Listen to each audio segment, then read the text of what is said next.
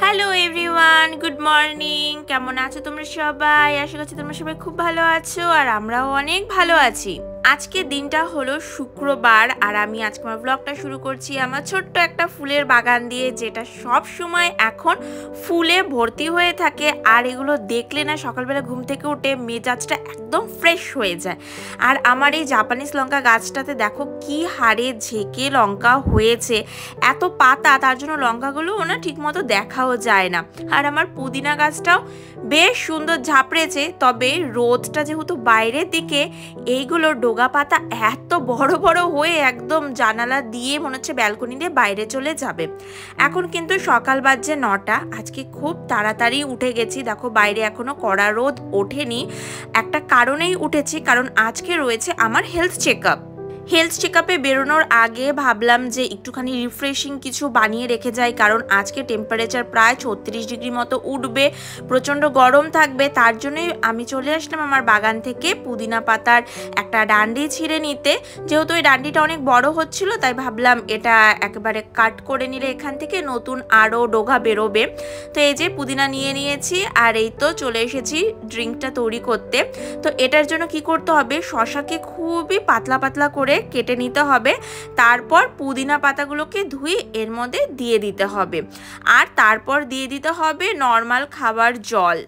গরমে যে এটা কতটা রিফ্রেশিং লাগে একবার তোমরা খালি বানিয়ে দেখো, আর আমাকে জানিও যে এটা, একজন যদি আমাকে বলো যে এটা খারাপ হয়েছে, আমি সত্যি মেনে নেব, কারণ কেউ বলতে পারবে না এত ভালো এটা রিফ্রেশিং হয় খেতে। তো তারপর জল দেওয়ার পর কি করব, একটা ফালি লেবু ভালো করে চিপড়ে রসটা দিয়ে নেব। এতে কিন্তু নুন চিনি কোনো কিচ্ছু অ্যাড করতে হবে না, নুন চিনি ছাড়াই কিন্তু অনেক ভালো খাবে। তারপর জাস্ট একটু সব কিছুকে ভালো করে মিক্স করে নিয়ে ক্যাপটা লাগিয়ে নিয়ে এটাকে জাস্ট ফ্রিজে আমরা ঠান্ডা হতে রেখে দেব। তো মিন টাইম আমরা রেডি হয়ে বেরিয়ে পড়ছি এখন যাওয়ার জন্য। তো তোমাদেরকে আমি অনেক আগেই একটা ভ্লগে, 3-4 মাস আগের একটা ভ্লগে দেখিয়েছিলাম যে মিউনিসিপ্যালিটি থেকে আমার নামে একটা চিঠি এসেছে আমার হেলথ চেকআপের জন্য, যেটা আমি জাপানে আসার পর থেকে প্রতি বছরই আসছে। এটা একটা জেনারেল হেলথ চেকআপ, এটা যদি নিজেরা পার্সোনালি করতে যাই তাহলে কিন্তু আমাদের অনেক টাকা খরচ হয়ে যাবে, কিন্তু যেহেতু এটা জাপান গভর্নমেন্ট স্পন্সর করছে, তার জন্য এখানে আমাদের মাত্র 1000 ইয়েন লাগছে সব কটা টেস্ট করাতে, যেটা কিনা ইন্ডিয়ান টাকার ওই 500 টাকার মতো পড়ে। তো এই যে চলে এসেছি আমি একদম আমাদের মিউনিসিপ্যালিটির সামনে। আমাদের মিউনিসিপ্যালিটিটা বিশাল বড়, এটারই একটা পার্টে এখন আমরা গেছি। গিয়ে ঢুকে বসার পরই আমাকে নাম্বার নিয়ে নিতে হয়েছে, আমার সিরিয়াল নাম্বার। তো জানি না কতটা ভিডিও কন্টিনিউ করতে পারবো, কারণ এরপর থেকে আমার বরকে আর যেতে দেবে না, আমাকে একাই যেতে দেবে।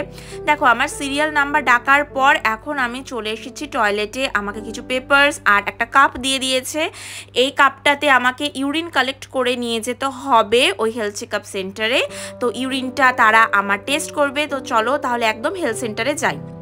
দেখো এইখানে কিন্তু ইউরিনটা নিয়ে আসার পর আমার পরপর অনেকগুলো কাজ হয়ে গেছে, যেমন এখানে আমার হাইট মাপা হয়েছে, ওয়েট মাপা হয়েছে, প্রেশারও মাপা হয়ে গেছে। আমি জাস্ট এখন বসে রয়েছি আমার ডক্টরের চেকআপের জন্য। তো ডক্টরের চেকআপ থেকে বেরিয়ে এখন আমি আবার বসে রয়েছি আমার ব্লাড টেস্টিংয়ের জন্য। আমাকে বলে দেওয়া হয়েছিল, যেহেতু আমি 9টা 9:30 টাইম চুজ করেছিলাম, তো বলে দেওয়া হয়েছিল যে রাত্রি 9টার পর আর কোনো কিছু খেতে না।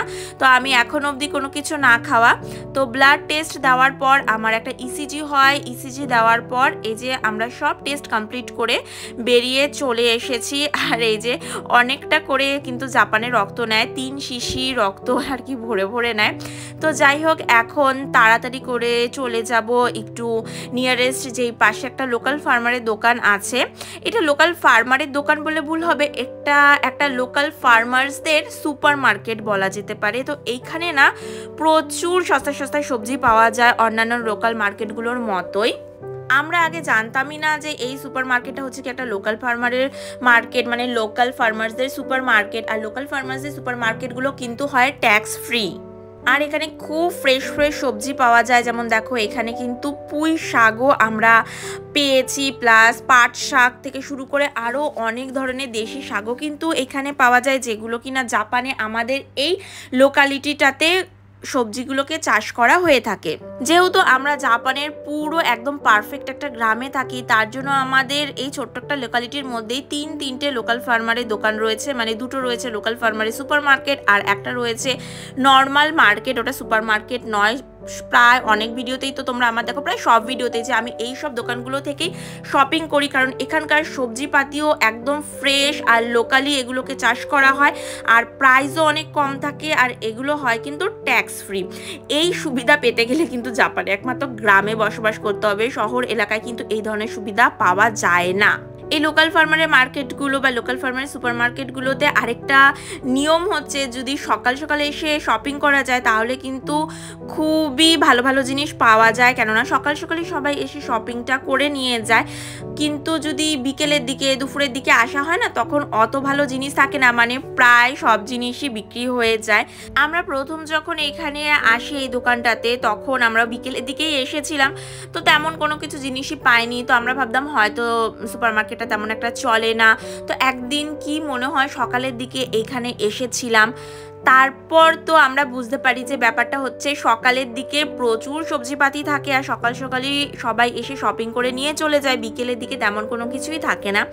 এমনকি এখানে ফুলের বুকেও খুব সস্তা, রোজের নানান ধরনের বুকে, তারপর আরও নানান ধরনের অনেক সুন্দর সুন্দর ফুলের বুকে ভীষণ সস্তা, যেটা কিনা আমাদের বাড়ির সামনে একদম যেই আরেকটা লোকাল ফার্মার্সদের সুপার রয়েছে সেখান থেকেও অনেক সস্তা এখানে ফুলের বুকে দেখলাম। আর এখানে টুকটাক বেশ ভালো গাছ বিক্রি হয়। তো এখন দেখলাম যে এইখানে না পুঁই গাছের চারা উঠছে। এই একটা গাছই আমার লাগানো বাকি ছিল, যাক আজকেও এটা সেই একদম আশাটা পূরণ হয়ে গেল। তো ওইখান থেকে না এই ডাইরেক্সুটা একদমই কাছে, মানে ওই সুপার মার্কেটের উল্টো দিকেই ডাইরেক্সু বলা যেতে পারে। তো ওইখান থেকে আমরা ডাইরেক্সু চলে এসেছিলাম, যেহেতু আমি কোনো কিছু না খেয়ে এসেছি, বেলা এখন প্রায় 11টা সাড়ে 11টা মতো বেজে গেছে, কারণ ওখানে টেস্ট করতেও আমার 1 ঘন্টার উপরে সময় লেগেছে সব টেস্টের প্রসিডিওরগুলো কমপ্লিট হতে। তো আমরা ভাবলাম যে একেবারে এইখান থেকে মাংসটা কিনে নিয়ে চলে যাই, কোনো কিছু যাতে গিয়ে বাড়িতে গিয়ে আবার মাছ ফ্রিজ থেকে বের করতে হলে বরফটা গলতে সময় লাগবে, তার চেয়ে ভালো এখান থেকে একদম ফ্রেশ মাংস কিনে নিয়ে গিয়ে তাড়াতাড়ি যাতে রান্না বান্না করে নিতে পারি। তো এই যে আমি আদা নিয়ে নিলাম, জাপানে কিন্তু আদাও এরকমভাবে প্যাকেটেই বিক্রি হয়, সব কিছু ছোটোখাটো জিনিস সবই এখানে প্যাকেটেই বিক্রি হয়ে থাকে। আর এই তো চলে এসেছি এখন এই মাংসের সেকশনে। এখান থেকে একটা ভাবছি বড় পিসেরই মাংস তুলে নেব, নিয়ে একদম বাড়ি গিয়ে রান্না করে রাখবো আজকের জন্য প্লাস কালকের জন্য, যাতে আমার কালকে কোনো অসুবিধা না হয়। আমি মাঝে মধ্যেই তাই করি, কাজ থাকলে তো তোমরা জানোই যে আমি একদিনে দুদিনে রান্না করে রাখি, বাট মাঝে মধ্যে যখন বাড়িতেও একটু মানে ঘরের কোনো কাজ থাকে তখনও আমি কি করি একদিনে রান্না করে রাখি, যাতে ওই রান্নাটা পরের দিনও খেতে পারি, যাতে পরের দিনটা আমি ফ্রি থাকি ঘরের কাজগুলোকে গুটিয়ে নেওয়ার জন্য। আর এখান থেকে না চালটাও কিনে নিলাম। তো চালটা আগে আমাদের কিনতে হতো না, বাট এখন কিনতে হচ্ছে। এই তো সব কিছু একদম কমপ্লিট হয়ে গেছে, আর এখন আমরা চলে যাব বিলিং করতে। আর টেস্টের রিপোর্টগুলো বললো যে আমাকে 1.5 সপ্তাহ মতো পর দেবে।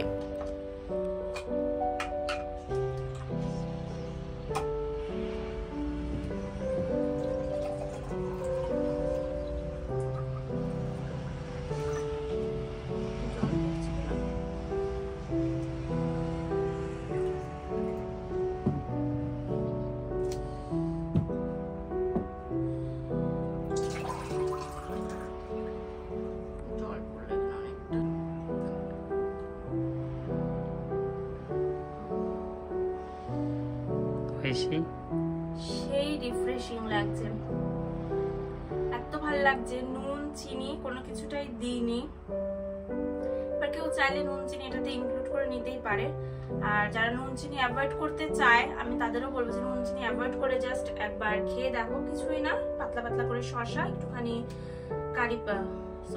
মিন্ট, একটুখানি মিন্ট, আর মানে পাতলা পাতলা করে শসা, পুদিনা পাতা, আর ধরো 1 ফালা লেবু চিপড়ে সুন্দর মতো গুলে একটু ঠান্ডা করতে রেখে দিতে হবে ফ্রিজে, ব্যাস একদম সামারের জন্য রিফ্রেশিং একটা ড্রিঙ্ক রেডি। গেস্টদের দেওয়া হোক, নিজেরাই খাওয়া হোক, অনেক শান্তি পাওয়া যাবে। বাড়ি এসে দেখো আমি রান্নাবান্নার কাজে লেগে পড়েছি, আর এখানে এতগুলো লাল শাক নিয়ে বসেছি। তো এই লাল শাকগুলো কিন্তু আমরা কিনিনি, আমার বরের কোম্পানির পাশে একটা কোম্পানি রয়েছে, সেইখানে না একজন বাংলাদেশি দাদা কাজ করেন, উনি খেতে চাষও করেন, তো ওনার খেতেই উনি লাল শাক লাগিয়েছিলেন। তো যেহেতু আমরা ওদিক দিয়ে যাতায়াত করি, আমার বরের সাথে কথাবার্তা বলা হয়, তো তার থ্রুতেই উনি দিয়েছেন। সত্যি মানে এত খুশি হয়েছিলাম সেদিনকে তো লাল শাকগুলো পেয়ে, কারণ লাল শাক তো এখানে পাই না। তো ভাবছি লাল শাক অর্ধেকটা রান্না করব, আর এই যে এখানে আমি মাংস রান্না বসিয়ে ফেলেছি, আর লাল শাকও আমার প্রায় হয়েই এসছে, আর আমি প্রচণ্ড টায়ার্ড। তাহলে চলো এখন আজকে ব্লগটা এই অবধিই রাখছি, দেখা হবে অন্য ব্লগে। Bye bye.